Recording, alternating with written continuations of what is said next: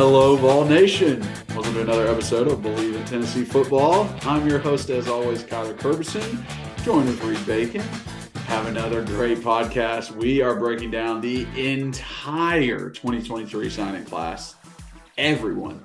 We watch the film. We tell you what we see. We tell you what kind of players we think they're going to be. Once they get here, some of the guys are already here, so it's very exciting. Before we get into any of that, if you guys are watching and listening, please subscribe, like, hit that notification bell. If you're just listening, rate and review, leave 5 stars, download and re-download. Helps us so much. We have merch now. I'm wearing the shirt right now. How we doing, bud? T-shirts. They make great Christmas gifts. You get it in orange and white. So go ahead and check that out. So appreciate you guys so much. Let's jump into the podcast. The game. Snap. The kick is in the air, and the kick this time is no, sir, Reed. No, sir, Reed. Final score: Tennessee 20, Florida 17. Pandemonium reigns. Loads up, fires long for the end zone. The pass is going to be caught by Tennessee. Tennessee wins! Caught by Tennessee. Jawan Jennings. Jennings makes the catch in the end zone on the Hail Mary. Down at the 35, to the 40, to the 45, to the 50, to the 45, to the 40, to the 35, 30, 25, 20, 15, 10, 5. What did he do? All he did was score. Joey Pence, touchdown on play number 1.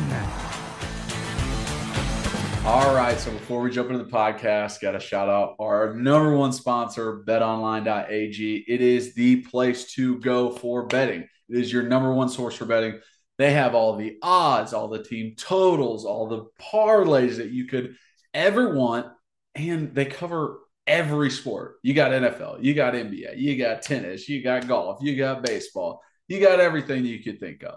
It is the place to go if you're going to bet on anything and make anything exciting. So for first-time signups, go over to betonline.ag, and for a 50% welcome bonus, use promo code BELIEVE, BLEAV, at checkout and receive that 50% welcome bonus. Bet online, where the game starts. All right, welcome in, everybody. Have another amazing podcast for you. We're going to break down every single recruit that we had here on signing day. Listen, we are recording this on Sunday, so there might be some differences between the list of guys that we're talking about and the list of guys that actually signed, but I think we're going to touch base on a lot of them. Early enrollees, hard commits, all of them. So you guys can get a little better understanding of what's going on. But first, before we get into all of that, Reed, how we doing, bud? Tyler, how are you, big sexy? I am good. Check out my new Swag. Yeah, it's the no big deal. It's like the sideline gear or something that they get. No big deal. They gave it to me. I was like, "Hi, I'm doing such a good job for this podcast for you, preaching your praise. Give me some hoodies." And he's like, "Get out of here, loser." So I ordered it off Fans Edge or Fanatics, one of the two. Yeah, he was like, "Here's your promo code. Go online." Your pro. Yeah. I'm doing well. Man, nice weekend. Been fun, relaxing. Nice church service this morning, and ready to dive into this. It's weird. I still, I guess, don't like recruiting, or I still technically don't keep up with it. But we've gotten much better about it, I think, just because of the pod, and we know that people like to listen to it. And yeah, obviously, if we want our pod to do well, then we got to do what some people want to hear.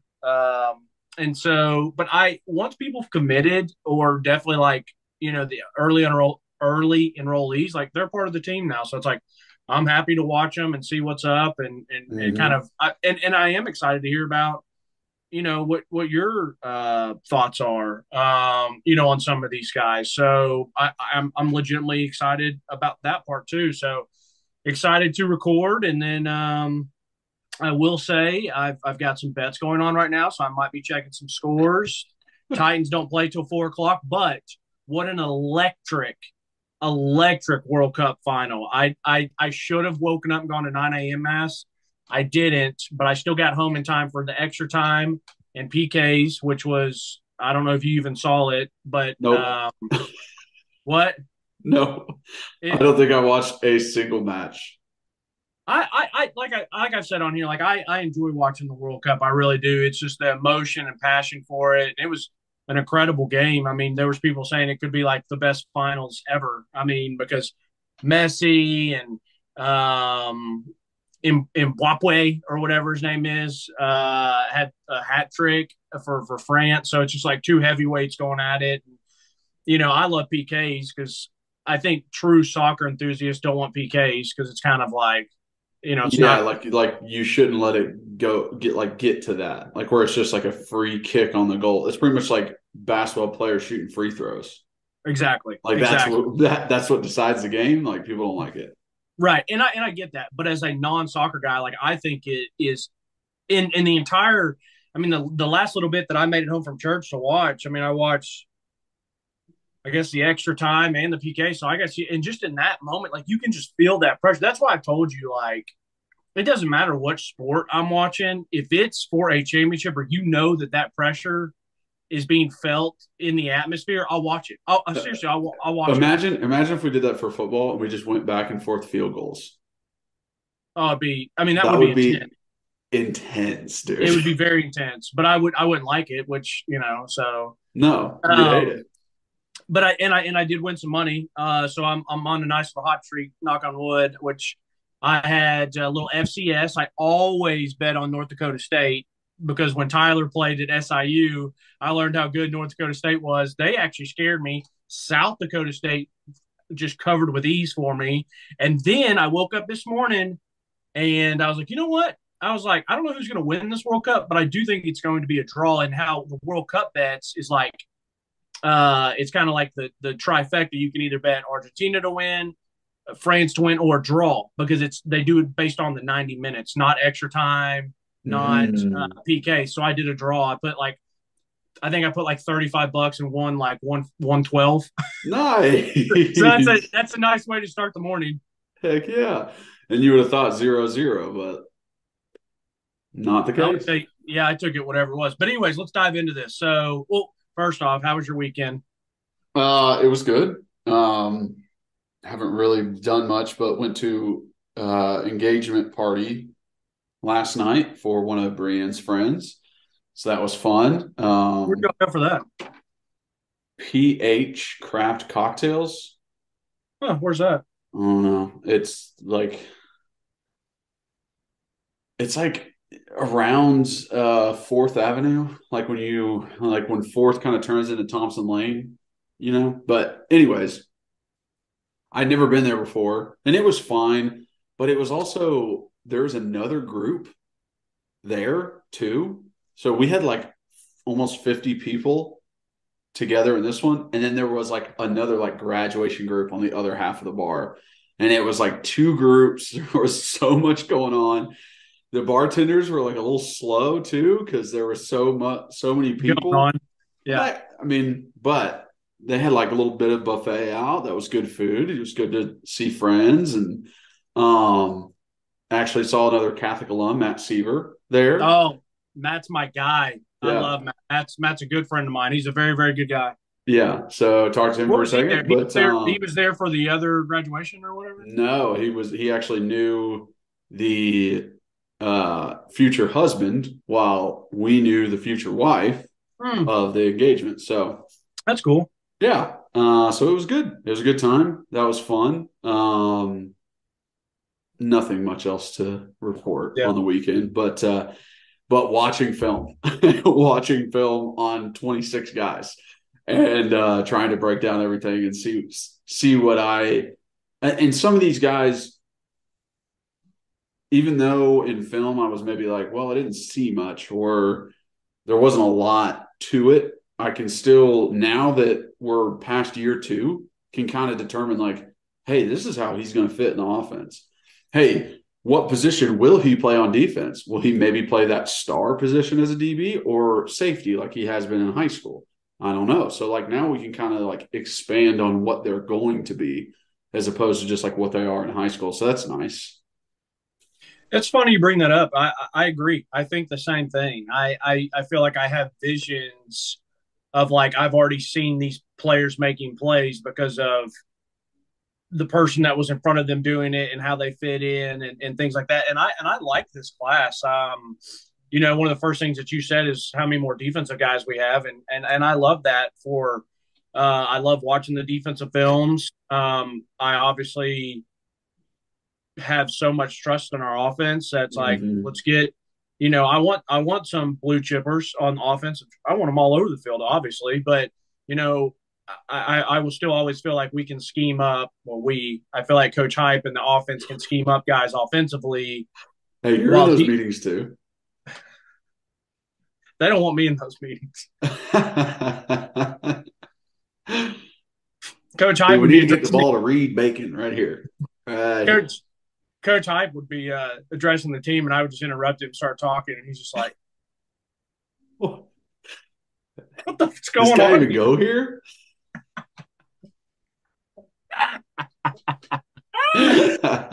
So yeah, I'm excited. I'm excited because, like you said, it's like, he's gonna have his 3-4 guys offensively, and he can make shift with the rest. And so defensively, it's like get us some good corners, get us some edge rushers, and watch some problems happen. So exactly. So what we'll do is, and the funny thing about this is, it's like some of these guys I couldn't find their senior year films. Some of them didn't put them out. Yeah, I know, and half of them don't need to. I mean, Nico definitely didn't need to. So the funny thing is like I still haven't even seen much of Nico in all these years. The past year and a half or 2 years, however long we've been hearing his name, and he's been committed. Like I still legitimately haven't even seen like much of him, except for like there was like one game that I think like Max Preps or somebody went to, and so they watch it, but it's not like an overview highlight. And yes, we did talk about going to practice. I did want to go to practice yesterday. Kyler obviously lives in Nashville, and so he wasn't going to be able to drive in for it. But I did fight the good fight, try to get us to do it. We did talk about maybe trying to sneak to a bowl practice, but we'll see. I don't know if it's going to happen. Probably not, but we'll see. Yeah, so they leave for Miami on Christmas Day, so not quite going to make it. I'm driving in Christmas Eve or Christmas Eve night, so yeah, I don't think it's going to happen, but. Well, anyway, so Nico, we'll just start offensively, and Kyler and I are going to go down quarterback, then wide receiver, running back, offensive line, all that good stuff. So Nico is funny because he's the biggest blue chip that we have in this, but we'll probably talk about him the least, I guess, just because it's just like obvious. Like there's an obvious reason why he's 5-star. Like, right. You don't got to break down film to see that. He's 6'6", 195, so he needs to put a little weight on him, like a little string bean makes me nervous, but he's still just like very athletic. Like his volleyball background like shows that too. I wouldn't say he's the fastest guy in the world, but like there was Hendon, you know what I mean? So it's just like he has the mobility to make guys miss. And man, like he has the rocket and he also has the touch. He just has it. He can drop it in a bucket. He can also hit a post with zone linebackers in the way and still rifle it in there. And he can throw with weird arm angles, side arm, all that kind of stuff. I mean, yeah, they're like, I would argue that if his last name was Manning, that he would be the number one quarterback in this class. But politics go into it a little bit too. Sure, absolutely. For me, the quick stuff about Nico, I tried to pick up on stuff and that maybe people haven't heard before in the very little bit that I got to watch. Obviously the quick release, everyone knows about that. The arm talent, people know about that. I like what you said, though, because I felt like he could make not just physically make all the throws, but he did actually make the throws of dropping in the bucket. He can put a little touch on it, like he'll get it out quick and fast for a little screen route, but it's not some bullet that is not a catchable ball. You know, I mean, if it hits your hand, you should catch it, but there's catchable balls, and then there's some that are like, hey, what are we doing here? You know what I mean? And so my favorite throw that I did get to see of his was like it was like a little skinny post, but it was kind of at the depth of almost like a deep dig. And he rockets in, kind of like you said, over the linebackers in front of the safeties. And it's just like, it was so effortless with him. I like that he kept his eyes downfield. I thought he has that persona and that swag about him that, like, he just knows who he is. He knows his abilities. It doesn't seem like he's ever going to get up, two down. He's just kind of like that California cool, which is pretty nice to have sometimes in a quarterback. It's kind of like Coach Hype. I mean, Coach Hype kind of has that same, like, just cool, calm, you know, demeanor. But you made a great point. He's not the fastest, but he just needs to be athletic enough. That's it. That's it. I also want to talk about, like, these early enrollees. I think Nico is a perfect one to, like, talk about this, like, subject matter. We have a ton of guys that are early enrollees, which is awesome. And, you know, people have asked in the comment section, what does it add? It literally gives them almost like a year up on everybody else in their class. So they come in early enrollee, they get into practice right now. They are getting taught the offense or the defense right now. They are in film getting pushed this stuff, pushing it on them. They're throwing everything at them. They're teaching and coaching up everybody else that's playing, but they're also trying to teach these young guys. And they're just throwing every single concept they can. Some things are going to stick. Some things aren't. But as a coach, you just pick that shit back up and throw it at them. Now, you know, spring practice comes, and guess what? We start day one install inside zone. So it's like you just do it over and over again. Then the third time they get it introduced to them is camp. So by the time the season starts, it feels like you already know everything. While every other freshman that came in June, it's the first time hearing it. It's the third time for you guys. Whenever Jack Jones and Chance Hall, they came in early enrollees when I was there. By the time we got to the season, they were so far ahead of everyone else in their class because of the early enrollees, and they understood the offense so much. They ended up playing their first year. So, like, it really does make a difference coming in early. It's awesome that all these guys are able to do that. And honestly, I think it's like 10, 12 guys. I mean, 14, how many? Yeah, I think it was like 14 or 15, yeah. So, like, 14, 15 guys, like, that's is that unheard of?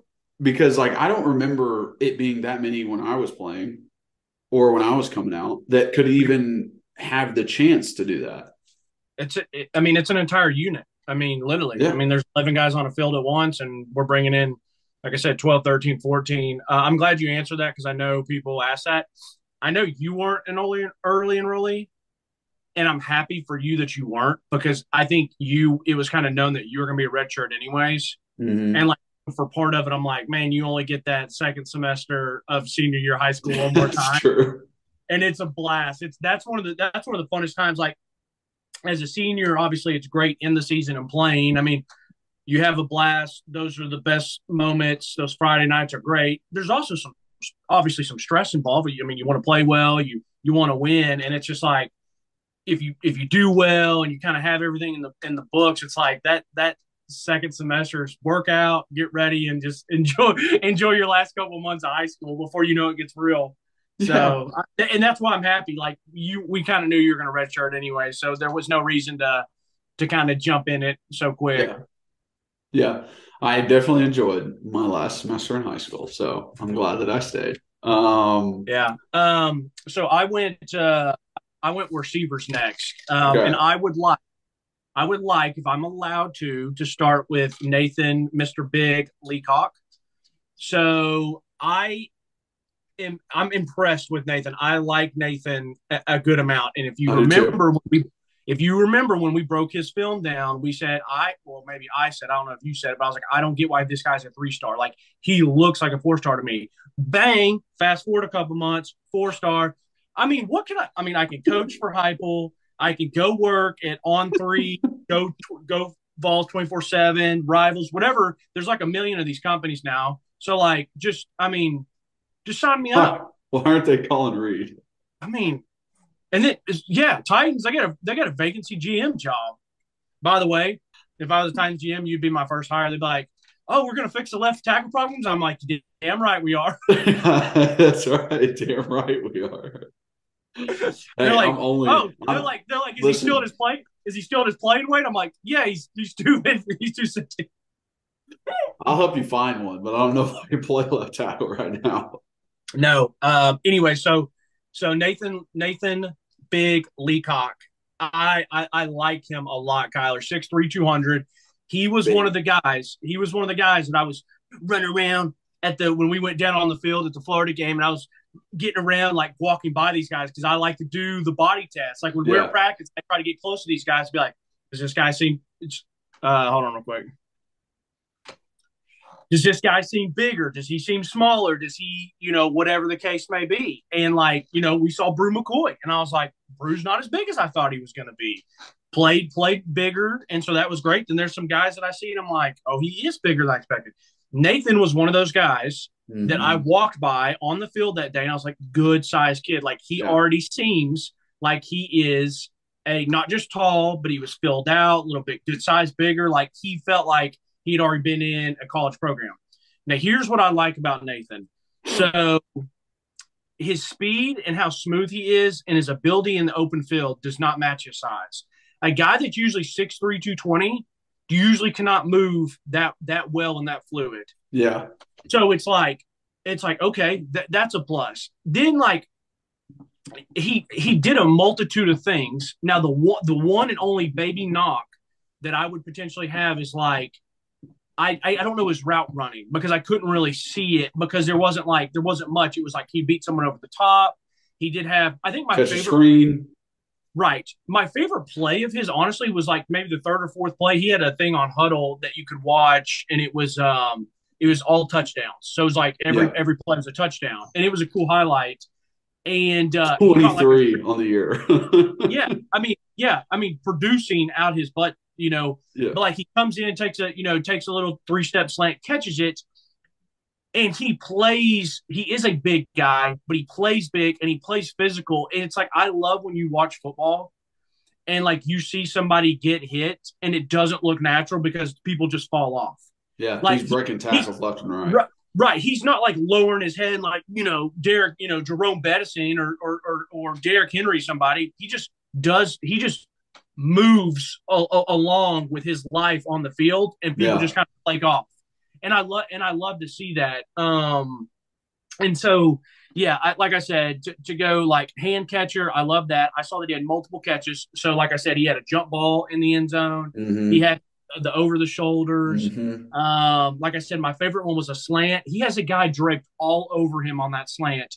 He catches it. It doesn't look like it affects him. And then he house calls it. He leaves the rest of these dudes in the dust. Dudes that are, probably 15, 20 pounds lighter than him. And he's ghosting them, bro. Like, he's taking off. And I'm like, that is, and like I said, it looks natural. It looks fluid. And I was really, really impressed. Like I said, the only knock that I would have about him is, like, I don't know how good his route running is. You don't know about his route tree. Like, right. Like, I saw him run a whip route one time and it looked pretty horrendous. But I think it was also because, like, I don't know if anyone was necessarily on him. And, like, it's also like, what did Jalen Hyatt run this year? Like, we're running go routes, baby. Like, we're running go routes. Can you run a post and can you run a go? Because that's what matters. Right. And it's funny because Jalen and he completely different type players with size-wise and stuff like, and Nathan is already a beast in the open field. I mean, Jalen wishes he had those open field, but there was one where he fires off some corner in high school, is playing in man coverage, and Nathan just takes off one step inside, gets around, and that quarterback's getting people in his face, and he just throws it up to a spot, and it's that perfect. And I'm like, okay, I can see this. I can see him playing in the slot, and burning someone, catching it, and going for 65 and kneeling. Like, so like I could picture it. So, anyways, I agree with everything you said. I'm right on track with you. Like I wrote down like speed pass guys, tough catches, just a big dude, breaks tackles left and right. One thing that I was thinking about, like his quickness, we'll say, not speed, just quickness, and the way he like moves on the field. If you watch NBA, it reminds me of Luka in a way where Luka doesn't look like he's going fast at all, but somehow he makes the dude fall over or makes the dude miss him or makes the dude like think he's going another way. He doesn't look like he's going very fast. It's kind of like just so fluid and like it's almost slowed down, but it's still just they just go for it every time. That's what I got, like that feeling from Nathan. It was just like a little bit, and the guy would be like, and fall over or just like drape off of him. Fantastic comparison. I mean, who knew we were going to get a Luka Doncic comparison? But I'll say this: Luka is not fast, but he is. You're right. He's just so fluid and whatever. I actually thought of my guy, which he's still my guy secretly, but it is a massive bummer. But like he's like AJ Brown, bro. Like AJ Brown would catch it in the NFL and he would take off, and it's like he looks like he's moving fast, but like how is he leaving those dudes in the dust? Like Tyreek Hill, you're like, and you can see him leaving. You can see he literally leaving. Looks like Mario Star, like ding, ding, ding, ding, ding. Yeah. But AJ Brown catches it and he just leaves people, and it's like, well, that's kind of weird. Like he's just leaving them like that, and then he like people try to tackle him, and AJ was one of those first people that like a receiver I saw, and it was like he just kept going on about his business, and people would just fall off. And I felt like that exact same thing with Nathan. So I love Nathan. I was happy that he got the 4-star, the 4th star. I mean, because I felt like he deserved it. A pretty good offer list. Michigan's on there. Hell, I love beating out Michigan. I mean, do I think they're a better program than us? I mean, they've been in the college football playoff the past 2 years. They got good history. I personally would still come to Tennessee over Michigan, but I love that we beat them out. Florida's on here, Kentucky, Miami, which, I mean, Miami had a terrible year, but they're above us in the ranking, so it could have been easy to go there. I mean, it's a nice offer list. I think he probably deserves a few more offers. I mean, personally, but I like this kid a lot. I do too. I think he's a great addition to that wide receiver core. Okay, next up. Now, I do want to ask what you think, because there's 2 guys that are technically listed as wide receivers of Cameron Seldon and Jack Luttrell.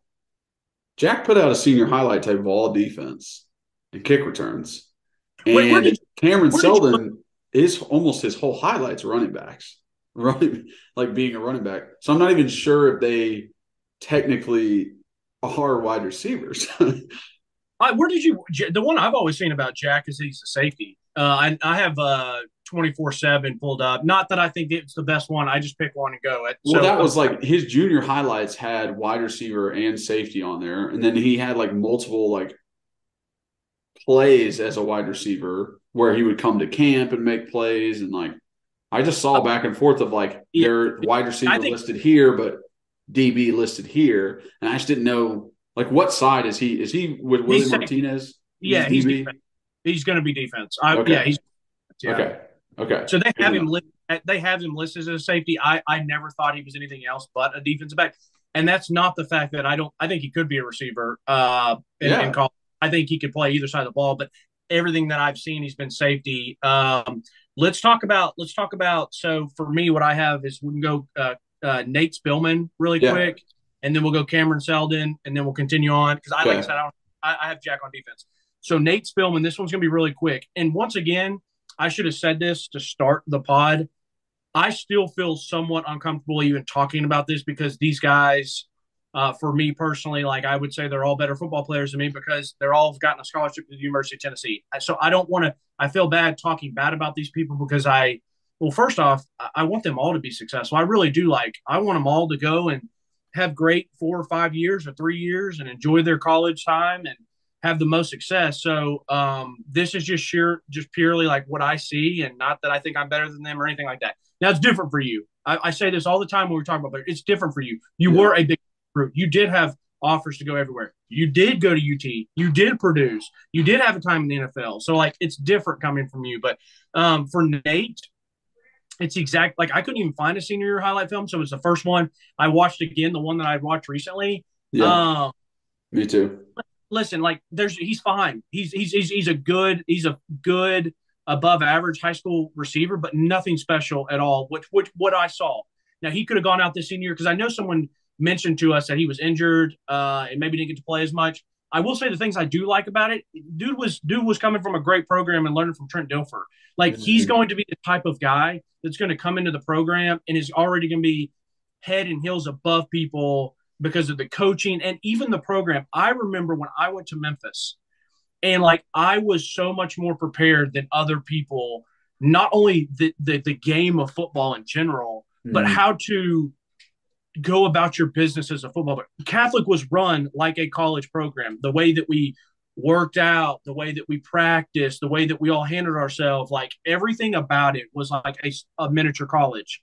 And that really prepared us. That's not even including when I got to Memphis and we're practicing, and it was after practice one time. And I think we were like showering and like getting dressed and kind of just that like locker room time. And some of the other DBs were asking me about like cover 2, cover 3, like quarters.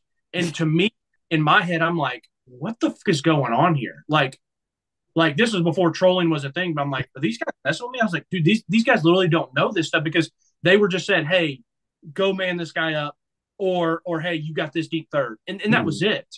And so, like, they would come and ask me questions and pick it up. And like I said, like, they thought I was smart, but I'm sitting here thinking, like, bro, I knew this stuff because, like, I was playing Madden when I was, like, in third grade and just put the concepts together. So that's one thing about Nate is, like, he's going to be coming from a good program. The other thing is, too, his brother, and I hate that. I hate that. It's not fair to Nate to be like, maybe he got a scholarship offer because his brother's, one of the best players coming in next year's class, linebacker, stuff like that. I don't like saying that stuff. It happens. It just, that's the way of the world, but I feel like it's unfair to him. But you know what, Nate? You got the scholarship offer. You're going to the University of Tennessee.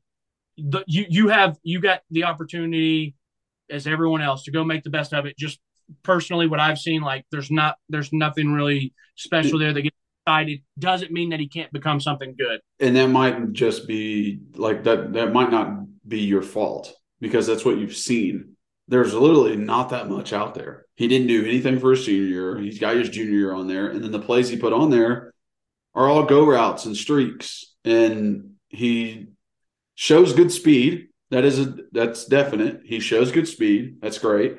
He also shows the ability to track the ball in the air, over the shoulder catches. That's great. That's awesome. But, like, on his highlight film, like, he's not putting the full route tree on there. He's not putting every play that he's done. He's not putting a play where he breaks tackles and he jukes a guy out. Those aren't on there. What's on there is him speeding past dudes. Now, we just had a Blitnikoff winner who just sped past dudes. So to say that that's a bad thing, you can't really. But I understand where you're coming from, where it's like, I don't see anything. Like, I don't see anything else besides that. And, I mean, that's just because it's not out there. Now, coaches could have definitely seen a lot more from him in camps, at tournaments, 7-on-7, all that kind of stuff that really told them, hey, like, we want this guy on campus. So how about a phone call to Trent Dilfer? It's like, what do you think of this kid? Yeah, exactly.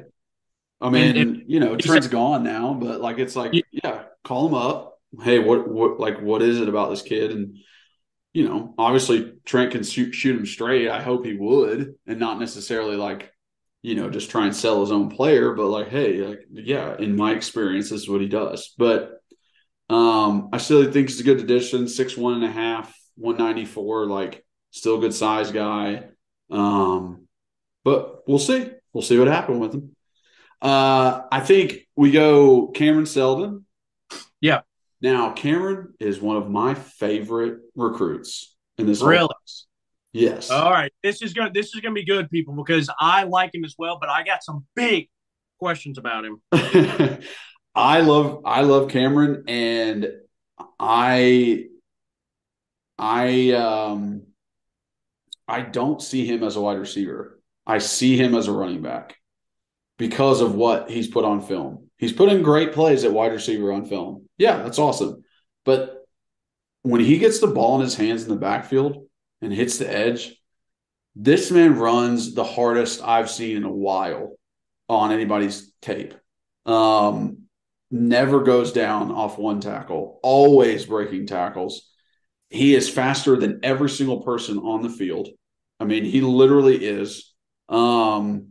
He's got good vision. He's able to cut and find holes. And, you know, I think this team really his high school team depended on him. It was like, we have to get the ball in his hands. He's the only one who can do this. And I'm sure you're about to say the exact same thing, which is why you had questions about him. Competition. Because when I look and I'm watching him run away from a 5'8", 140-pound DB, it's like, all right, well, you look like a man, but you're 6'1", 220. So why do you look like a man at 6'1" over all of these high school kids? Like, you're telling me there's not a kid on there that's your height? They all look tiny compared to him. So I think that's the one part, but like he looks like he's pissed off when he's running. So that's what I love. So I like Cameron a lot. I think he's a great size. I mean, he's a specimen looking dude, 6'1", 220. I mean, 6'1", 220 with how quick he moves, how fluid he is, like that's an absolute problem. He is the definition of a ball player. Like we say that a lot, but he's the definition of a ball player. Like if someone asked me about Nathan Leacock, I'm like, dude's a stud, really good receiver, good player. If someone asked me about Cameron Sutton, I'm like, he's a ball player. Like, because he is the true definition of, he's the team. He has to put the team on his back. He's putting that school on his back. And it's like, if they need a play, we're going to hand it to him. We're going to direct snap to him. We're just going to chuck it up. He's going to play safety. Like, he is just the team. Mm-hmm. I thought he's one of the more fluid athletes that I've seen. It's a joke of how good he is. Like, it really is like there's a crowd of people around him and he pops out. I mean, this is one of those that you turn the YouTube tape on and everyone's like, dude, did you see his highlight? Did you see his highlight? Like, this is silly. Like, it's a joke. Now, some of it is a little bit that I was like, okay, I don't know how good the competition is. That actually is not the reason why I had some questions about it. Because he was a grown man. Like, he made everyone look like kids. And the reason that I might not necessarily be worried about the competition is because of his attributes. It would be different if he was, 5'10", 175 and not as fast as he is, but he has all the attributes to still do what he's doing there at the next level. My thing is, Kyler, like, he's a guy that I could see like everyone being really excited about and like, hey, we just got to get this guy the ball. But then like he doesn't fit in anywhere. That's my biggest thing is like not playing receiver. Like, I don't see him playing receiver. Doesn't fit in the offense. I mean, yeah, like I don't see him playing receiver. He's a body catcher. I mean, his best catch he had was an interception and it was a great go up, high point, get it, super athletic. But all his ones on offense was like kind of body catching. He had one across the middle. He kind of body caught it. And so for me, my worry is like, I just had this envision of like year 2 and everyone's like, where's Cameron? Where's Cameron? And it's like, he's, he doesn't have a role yet. He's not a true running back. He's not a true whatever. And it's like, you have to be a super, super special person to be like a Deebo Samuel to where like you can do a little bit of everything. And like, you have to be so special that they game plan for you. Is Cameron going to come here and be so special that like Coach Hype's like, well, yeah, I can't play him in X or Y, and he's not my starting running back or even a spare running back, but like I want to get him the ball. You know what I mean? Like, what makes you think that him at a running back position doesn't fit? Because I think that was the one thing that we agreed on before the season or into the season was like, imagine if we had a Jahmyr Gibbs at running back. Or one of these Bijan Robinson from Texas at running back on this offense too. Like how dangerous we would be. And I feel like Cameron can be that guy. obviously he has to grow a little bit more like in knowledge and just experience, but like, man, like you said, like coming out of those piles of people, like it reminds me of like Adrian Peterson in the NFL when Adrian was just like moving dudes and throwing guys off of him and just kept running. Like that's what Cameron looked like in high school. So that's why I have like hope that he can do that when he gets to college. And I completely agree. That is my hope as well. I hope that he goes in, he puts all of his eggs in the basket of, hey, I'm going to play running back. And I think he could be a fabulous running back. Now, I don't know what the coaching was like, where he was coming from. I don't know how in depth he is with, picking up, protection, plans and picking up blitzes and stuff like that. And that's okay. It might take a little bit of time. And that is what I think too. But I'm saying, like, for some reason, I could see it being like he's, so athletic and so good, but like he just can't find a spot that like matches it. And so that's where I'm a little bit worried about. But yeah, no, I see him physically. I see him and his gifts. Like I think he'd be a really good option at running back. And this will be one of those guys that when we go to spring ball, I'm going to be like, okay, where is he right now? Where's he playing? And then I want to watch him and see how you can tell how well someone's picking up the game and how well they know the game by just how they're playing in practice. Are they playing at full speed? Are they, kind of playing with confidence, or do they kind of look scared? Like, what's that? Or playing scared. Right. Or are they a fish out of water? And it's like, that guy's big and physical and strong, but like, why does he look so timid? Because he's thinking. And so that's where I want to say, no, so I agree with you. Like, I definitely think he's going to be a running back. I think that if he can pick up all the other stuff, he could be special. Like I said, because physically he's there. Offer list is a nice offer list. Another Michigan on there that we beat out. He's got some, North Carolina, Syracuse, Virginia Tech, Wake Forest, West Virginia, Penn State, all those I think we should beat out. And so I'm excited to see how this one plays out. Like Nathan, I think Nathan is like, if someone asks me about Nathan, I'm like, he's coming here and he's going to be a contributor at some point. Nate Spillman, I'm like, I probably don't see it. I would be very surprised. And then with Cameron Seldon, I'm like, I'm very excited, but like, I want to see where it fits into the puzzle. Yeah. Okay. But I do. That's fine. I think it's a good transition into the running back room.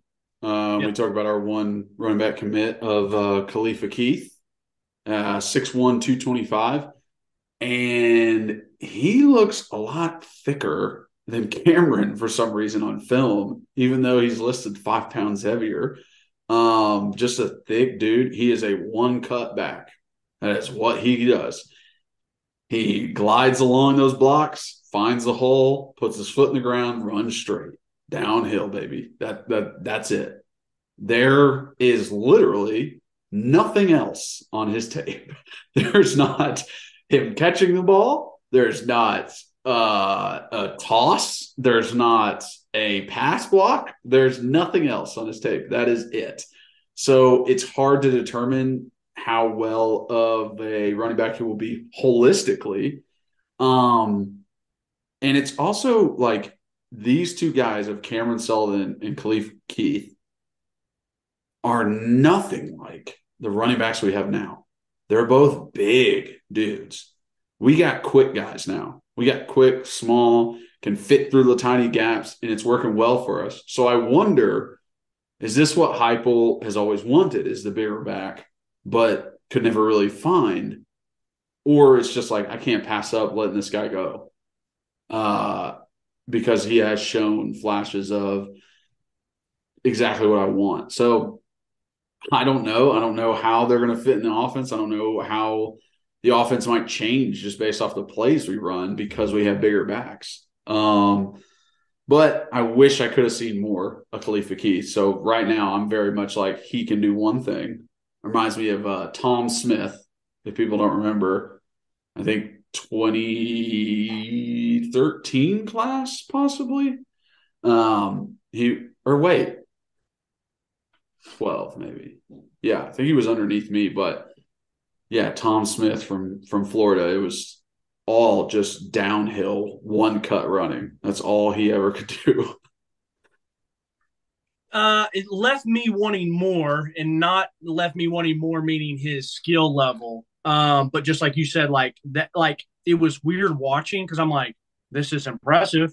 Dude's one cutting and going, and he looks like a big boy. So I'm like, is he gonna run some people over? But then like he just left them all in the dust, and like he doesn't look like a burner, but yet he's burning people. And so it's kind of like okay, like I like the size. There like there wasn't much else to see there. This seems like to me, besides the obvious of what you said, is like he's a completely different than a Jabari Small, Jalen Wright, Dylan Sampson. So it's like, okay, this is our, kind of pounder, kind of keep going, 4 minute drive or 4 minute offense. Let's pick up some of those hard yards.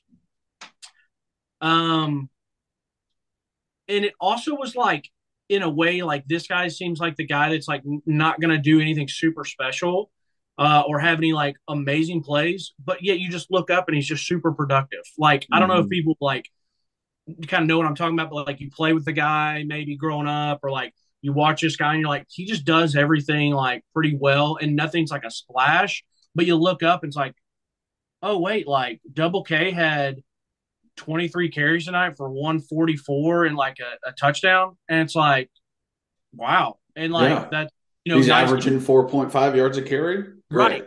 Good, and good production. Like that's kind of what I could see, kind of get that vibe, I think is the best way to put it. Cause I still want to see it and stuff like that. So like I have on notes, like good size, fluid. He's pretty fluid for his, size and stuff like that.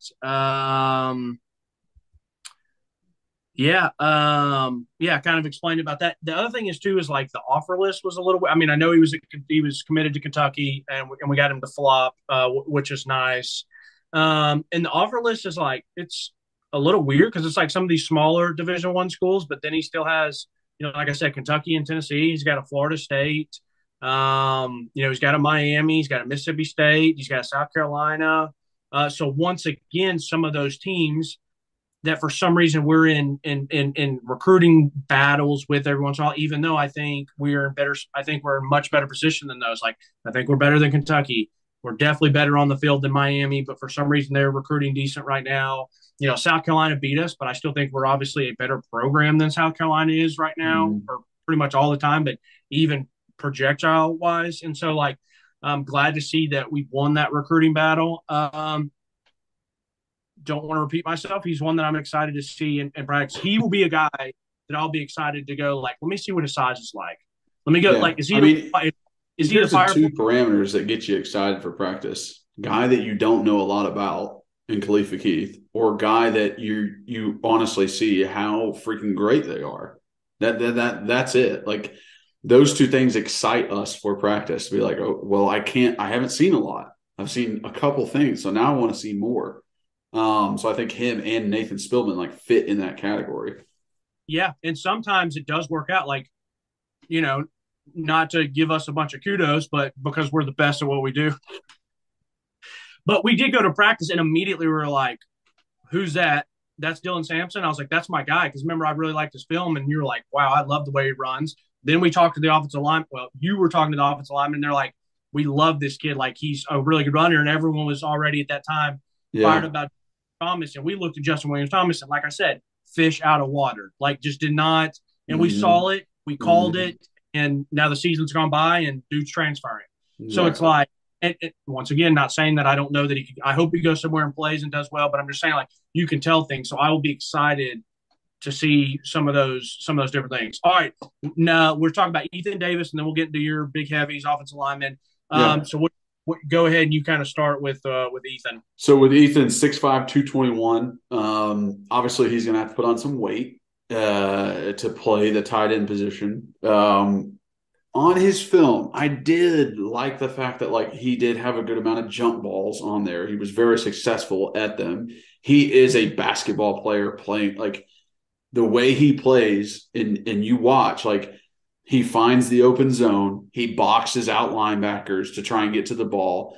Once they get close to end zone, they throw jump balls to him like he's getting rebounds. Like, this guy brings basketball into his play all the time. And and this is why I know he loves basketball, is on Huddle, he is still updating every basketball game and highlights from every basketball game, even though he is a Tennessee football commit. Like, he loves basketball and he transitions that into his play. I think he has okay speed. He's not going to burn anybody.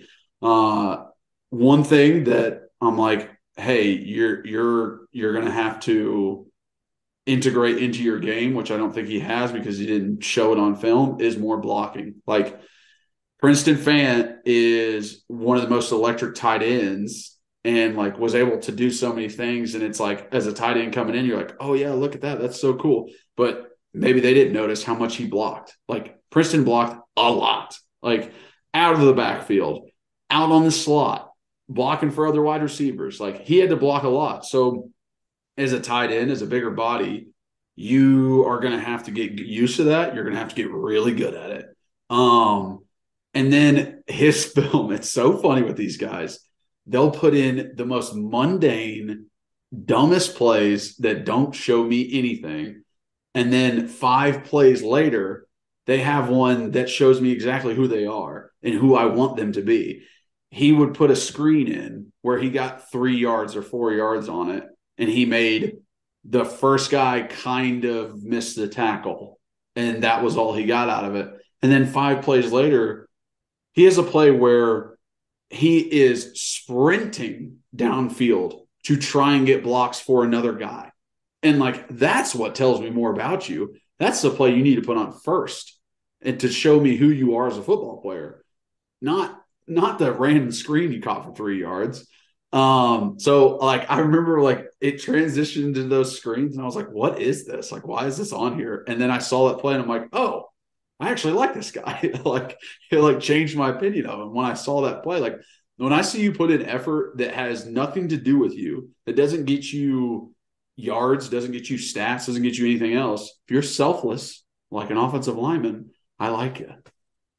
I was just going to say Kyler. He's a 4-star tight end that is I would say a pretty high prospect. He's not going to just put freaking first one's not going to be him running down to get a block. I mean, that just shows that you're a lineman. So like, he should because listen, if he puts that first, it runs downfield to go block for somebody else, and a coach puts that up on the board, and he's meeting with every other coach because they do that. They'll put a highlight tape up, and they'll all be sitting there. That offensive line coach is going to stand up in the meeting and go, offer this motherfucker. We want him. Look at him. Look at his freaking effort. I can, you know what I mean? Oh, the amount of O-line coaches I could see get up there, freaking Harry Heast getting up there.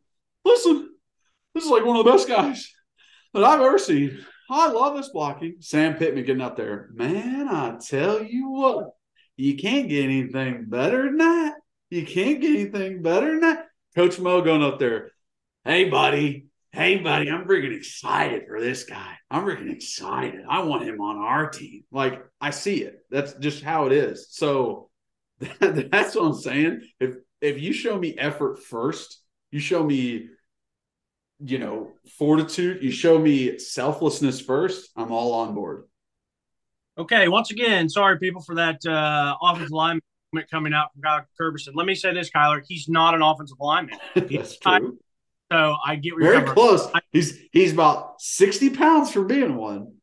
We need I know. Okay.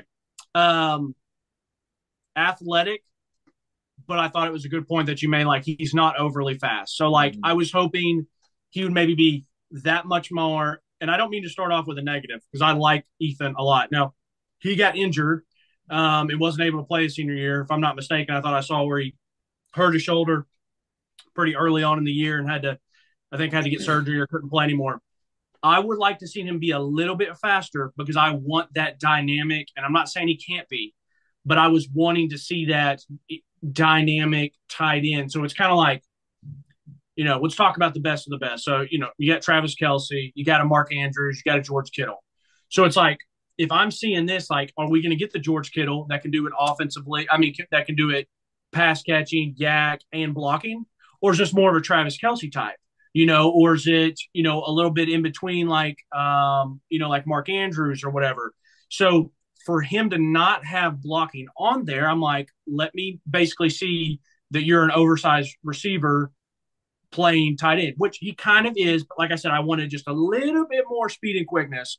Yeah. I loved that his first highlight that I saw was exactly what I want to see. Him running through traffic from in the red zone, maybe 18 yards out, and they throw it up high and he goes up and catches it. That's what I want out of my tight ends. I want you to get, you got a little traffic with the linebackers, the nickels trying to stay with you or safety's trying to stay with you, and you just go up, catch it, and hey, man, just too little. Put my hand down. John Morant, you're too little, can't guard me. So I love to see that. This is also, we can bring Luka Doncic back in this. Like, he's still very athletic and very fluid without being like a burner. So that's okay. Like, you can be athletic and don't have to be super fast. A fantastic offer list. Like, he is legitimately kind of that blue chip. I think if he plays his senior year and has a really good year of film, like, I mean, maybe a fringe 5-star. I don't know. But, I mean, if you're the, let's see. So, I don't know if this is right, but it's number 6. No, he's the number 7th player in all of Georgia as a tight end. Like, that's pretty impressive. I guess the number 6 tight end nationally, if I'm reading those correctly. But, like, the offer list that I love to look at, I mean, like I said, Tennessee, but then you got Arkansas, Auburn, Cincinnati, Colorado, which that's a whole nother topic for a whole nother time. I think they're going to be trash. So, really? Yes, I don't think they're going to be that. Florida's on here. Florida State's on here. He's a Georgia kid. He has a Georgia offer. Love that. Kentucky, LSU, Miami, Michigan State, Mississippi State, Ohio State, Oregon, Ole Miss, Penn State, Texas A&M. What'd I say? Blue chip. Everyone wants him. His offer list is 5 stars. His size and his ability is 5 stars. Besides that speed, I like Ethan a lot. So that's why I felt bad talking like a little bit of negative, saying I wish he was a little bit faster. I think he's a very good hands catcher. I think he is pretty good in traffic. Like, he doesn't have those guys just flake off of him, but he is good in traffic. He'll make 1 or 2 guys miss and then might get brought down. But, like, a lot of his catches are in traffic, what you need as a tight end. I could really see him being a nice weapon. Jacob and Princeton were good weapons, but, like, they weren't great weapons. I'd say they were pretty good tight ends. They would do a little bit of everything, but, like, I could see Ethan being a nice weapon to work that middle of that field. Yeah. You know how we wanted to sometimes on those 3rd and 4s? And they would throw it to Princeton. Always the play action little pop, baby. No. Yes, that. I love that. But I'm talking about when it's 3rd and 4 in Georgia and Princeton plants in the slot, it makes me pull my hair out because they want to throw it to him and he wasn't able to keep these guys off his back. And it wouldn't make – like, that's where I do think I could see Ethan feeling comfortable enough for something like that. So, yeah, I'm very excited. I think he doesn't get talked about enough for being – and I think it's because he committed so early. I don't think that he gets talked about enough as being like someone that could be one of the better players in this whole class. Yeah, that's the potential I think that he has. Well, that's awesome. Yeah, I mean, that's great. I think he does have plenty of potential. So I'm excited for Ethan also. To throw in the JUCO transfer he got from UC Davis, McCallen Castles, before we move to the offensive line, but like 6'5", 240, like fits the mold, is actually a really great pass catcher, like really good hands, makes some really good catches. And he's got the size, he's got experience already. He actually went to Cal first, then transferred. Now, like, this is his 3rd team. So, like, he's an older guy, which will be nice to replace 2 older guys, but obviously you're still waiting for Jacob, but 2 older guys possibly being gone. So nice addition in the transfer portal, as we'll just go ahead and talk about that. All right. The best position in football, the big uglies up front, the Hogs. Let's start with old Shamurad Umarov, the big boy, 6'6", 337 out of Georgia. I like Sham, man. I like him a lot. I liked him before we watched this film. I thought he had really good technique. His feet on pass sets are great. His base that he keeps when he's on there, just a good wide base. The only thing he's got to work on, and every tall man does, it is getting low. He struggles. We got to lower that back. I don't want to see your numbers when you're blocking. He gets away with it, obviously, because he's 337 pounds and he's 6'6", and he's stronger than everybody else. So he can stand up as much as he wants. Hell, I was standing up like a freaking tree when I was in high school because I could. Yeah, I would get away blocking just standing up. So that's something he's going to have to work on.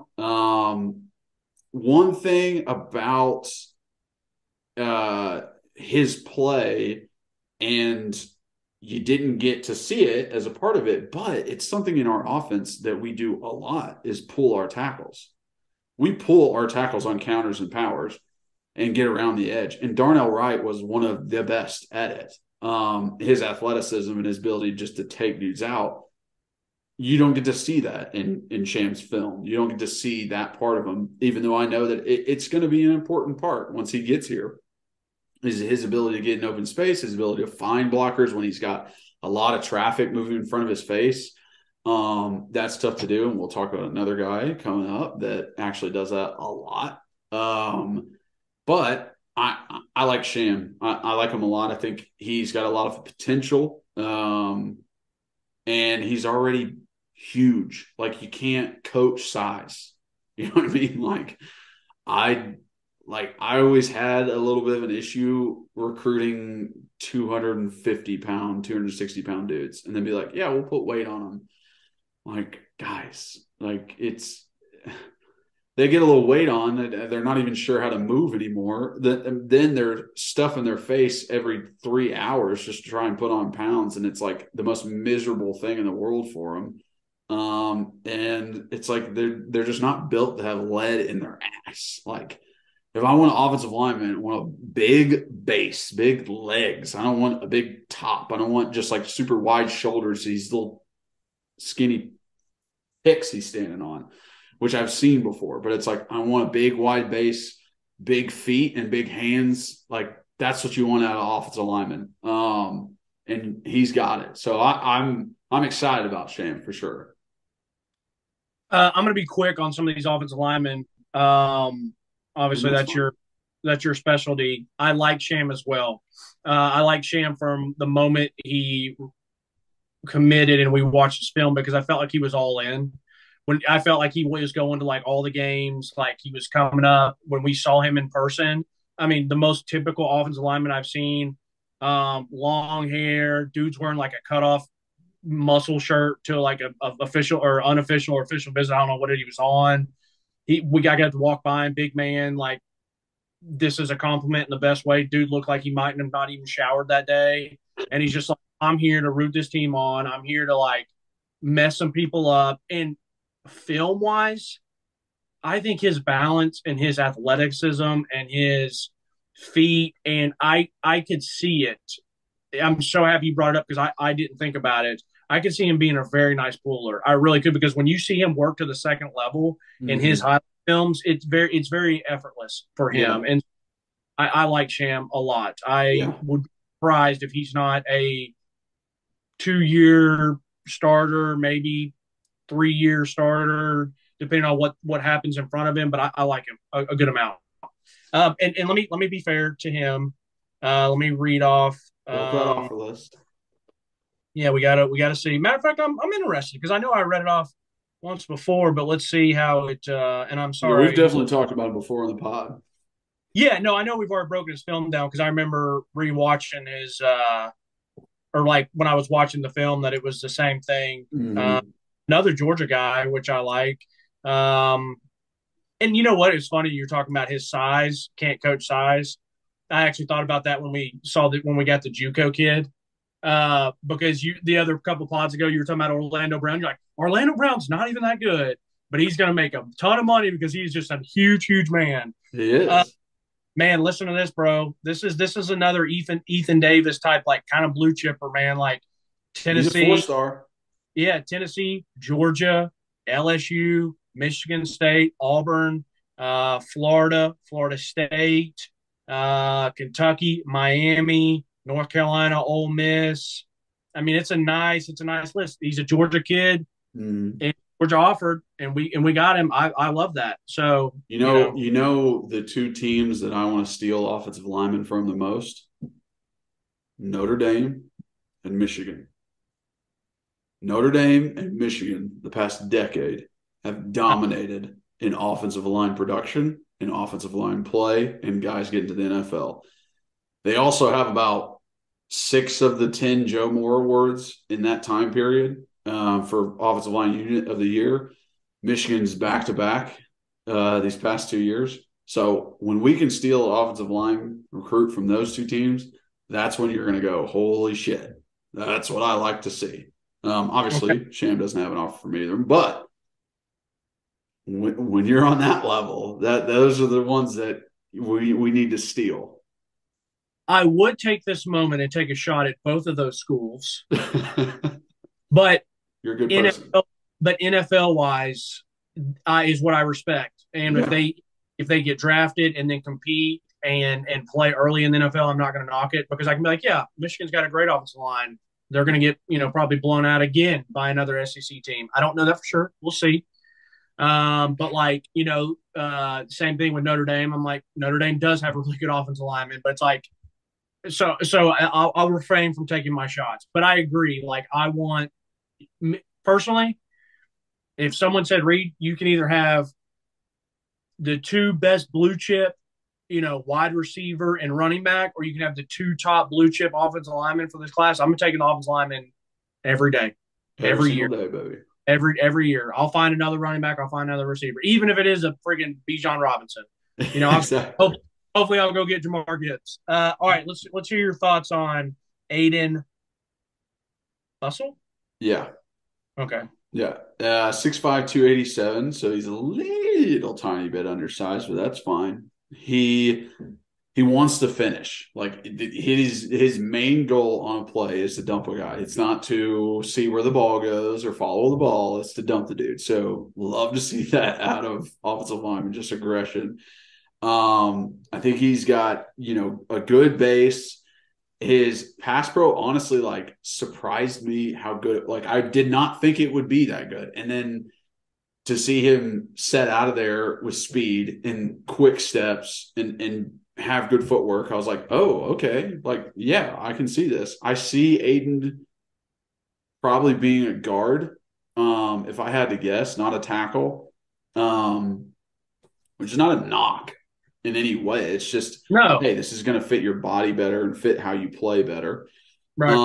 And, effort out of Ayden. Like, you see him running downfield. You see him being the first one to celebrate with guys in the end zone. You see him, he blocked his guy, but the ball carrier's still going. He's looking for work. He's trying to get an extra block. Like, those kind of things, like I said earlier, really show me who you are as a football player. So I like Ayden a lot.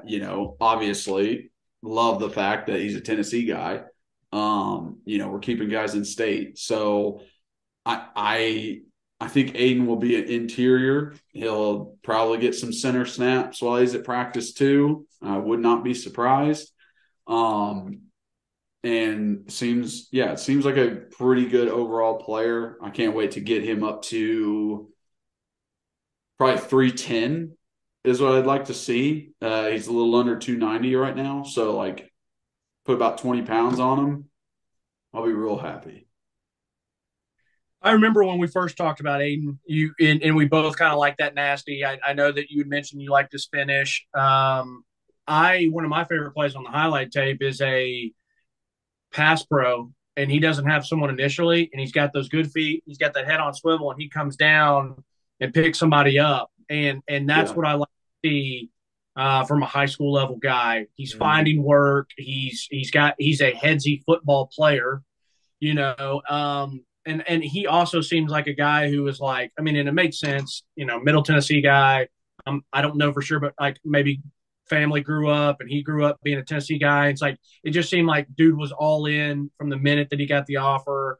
I 100% agree with you. I think he's going to be more of an interior guy, which, like you said, is 1,000% not a knock. Like I wish you would have gotten to play interior because it would have been a lot better for your body type and your potential, NFL career. But the offer list isn't anything super special. I mean, he's got Tennessee, he's got Boston College, Cincinnati, Kentucky, Mississippi State, Ole Miss, Vandy, and then some smaller schools on there. Sounds about right.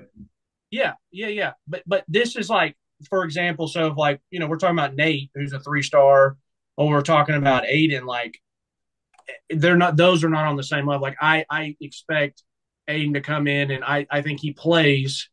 I don't think he's a local 3-star kid that kind of gets lost in the depth, and in 2 years we're hearing about him transfer to UTC. Like, I don't see that. Like that's not my vibe with this one. Like I feel like Ayden does play.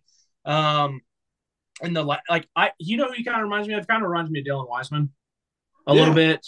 Like I don't know why when I watched him and just his whole demeanor. Like, and Dylan was a fine player at Tennessee. Like he was not. I mean, I don't know what your opinion is, but the one thing about Dylan is he literally did not give a shit about himself in any way, shape, or form. He would sacrifice his entire body to hit somebody or protect a running back. And guy made himself concussed multiple times because he would just be diving to try and hit someone and lead with his head. Like Dylan was the crazy offensive lineman that you need sometimes on your team.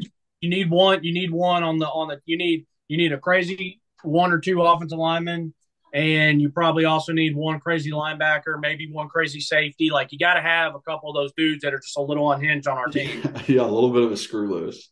Yeah. Okay. Next on the list. I got a little gold star when I said Dylan Wiseman, and you're like, yeah, I see that. Because I felt that vibe when I started watching him. You got it right.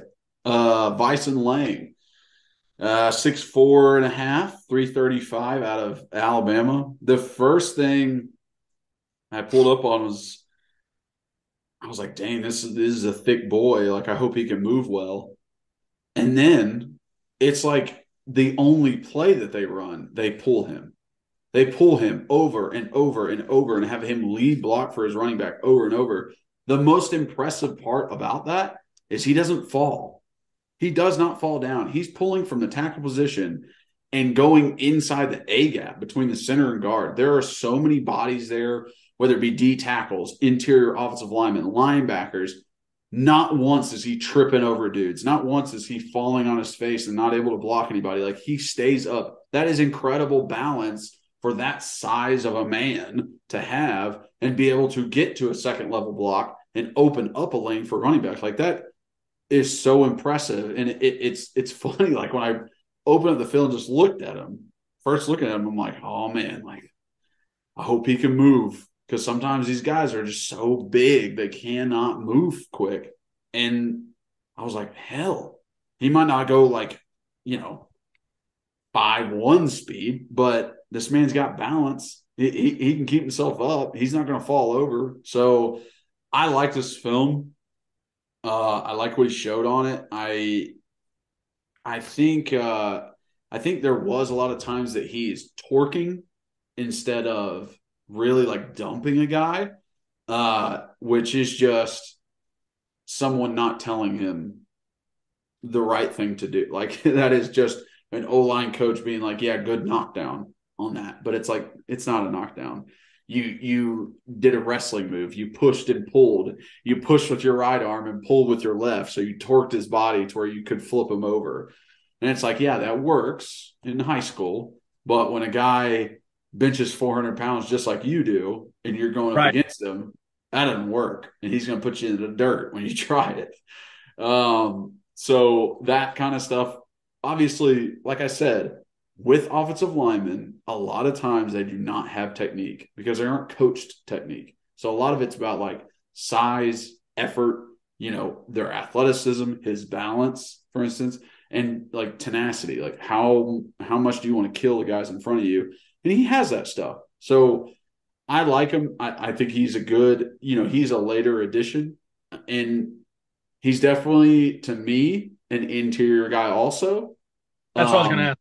He's an interior guy also, but I like him a lot. I think he can add to this team. I think he could eventually be a guy who could play, especially at a guard position, not a tackle. He's not going to be playing at tackle. Play at a guard position, have the guy you're pass blocking right on top of you. You don't have a lot of time to mess up, to rethink. Just get your hands on him, and you're going to be all right. So for his size, what do you think of his strength? I think it's fine. It's always so hard to tell. Like, it's so hard to like really tell on film like how strong they are. I don't think he, and this is another technique thing, uses his strength. A lot of guys like don't use their full bench press on a punch. They're just like grab a dude and then throw him. And it's like you're not actually using all of your strength at once. So some guys are standing straight up, so they're not even using they squat 500 pounds, but they stand straight up, so they don't even use their legs on their blocking. It's like get up underneath him and get in a squat and then use your strength to lift him off the ground and dump him. Like, it's all part of it. But yeah, I think it's fine.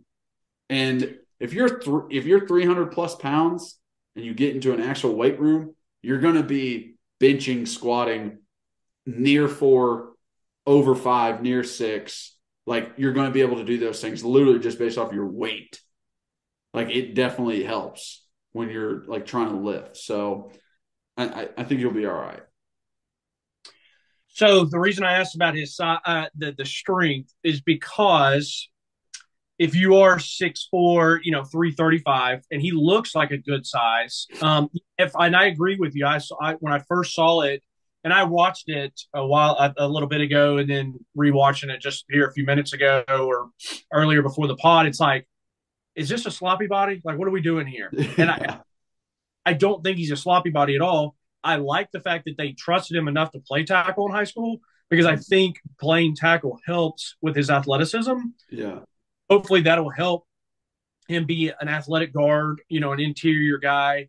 But I agreed with you, and that's why I asked, is like, I thought the strength was fine. I did not see him putting that 6'4", 335 in road grading people, which he probably has the ability to do. Yeah. This, like, golf talk, this is I would go golf with some of my buddies who are, 6'1", 180, 175, whatever. And I'm 1,000 times stronger than them. And they're just blasting it off the tee because they are really good at using their whole body, a correct off swing. Like, I'm more worried about trying to control it. So I'm like, if I can kind of swing all arms or kind of 75% swing and just put it in the fairway, like, that's all I need. Mm-hmm. And so like, that's where it's like, sometimes you don't get all of your body out of it, he's not putting all that weight on someone and taking him. So is he a project guy? I wouldn't call him a project guy, but I would say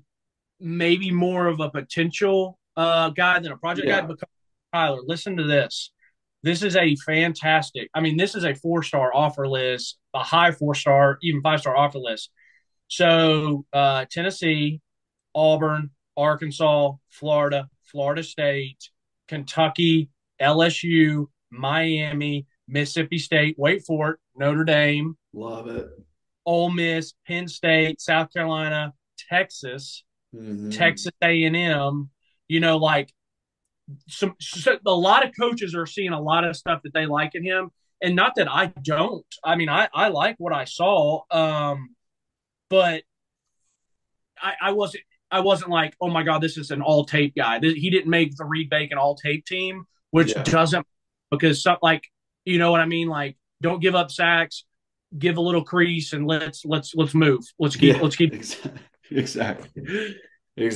And then I'll throw in Larry Johnson III. He is a JUCO guy from Hutchinson Community College coming in.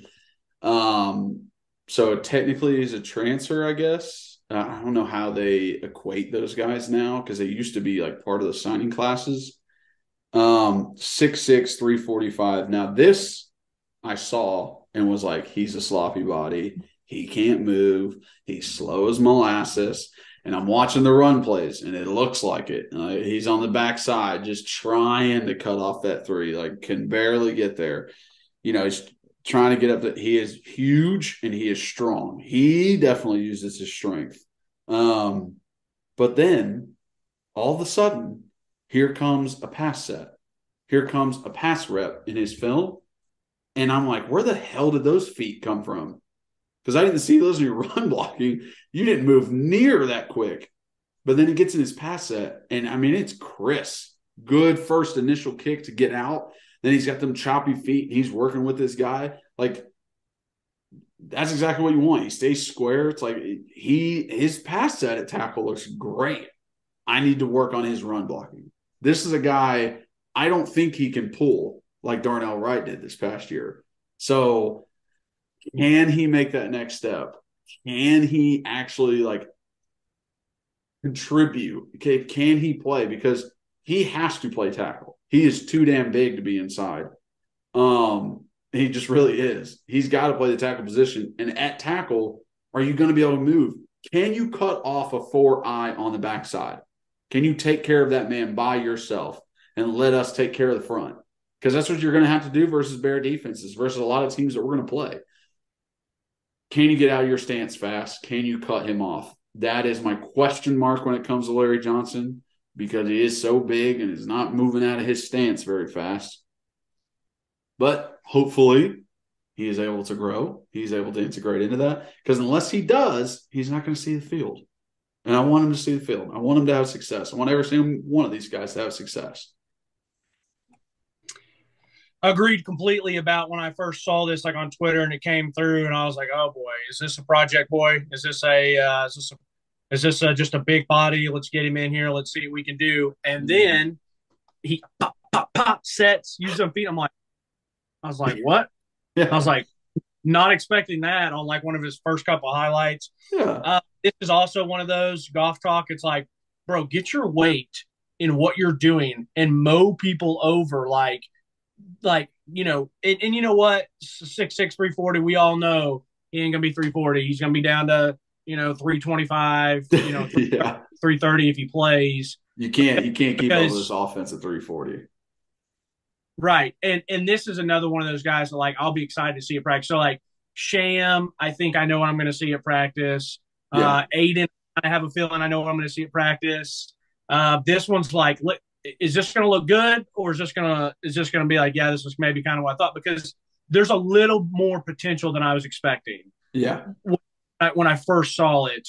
So I'll be excited. And like you said, I hope, he's got some of the, he's got the size, some of his feet on pass pro, and I thought some of his hands on pass pro were pretty good too. He looked pretty solid, but I'm good with it because it's an offensive lineman. I'd much rather take a project on an offensive lineman than a Nate Spillman at receiver. Yeah. You know what I mean? Or something like that. Poor Nate just catching all these strays. I know. It's just an easy example, but yeah. So he's gonna be our new Jalen Hyatt. Hey, if he comes and wins a Blitnikoff, last podcast we're literally just talking about hitting and Hyatt the whole time, and we get less views than we've ever gotten, and every comment's the continued Hyatt hate. I'm like, damn it! I'm sorry. I haven't even checked the comments yet, so that's funny. We're happy for him. Yeah, I'm pretty sure we said on there he deserves the trophy. In no way we're saying he doesn't deserve the trophy. He definitely does. It was just a comment on a holistic view of a wide receiver. Thank you guys for watching and listening. If you are watching, please subscribe and and hit that notification bell. If you're listening, please rate and review. Leave us 5 stars. Download and re-download. It helps us so much. If you want to follow us on social media, at Believe in Tennessee for our main account on Twitter, at rbacon26 for Reed, at Kyler Curvison for myself on all social medias. We also have merch. How we doing, bud? T-shirts. Wearing it right now. You can go buy. Link is below. It's in all of our socials. So go ahead and check that out. Great Christmas gift. So, and always appreciate you guys. Thank you so much for your support. We will see you next week. And as always, go Vols.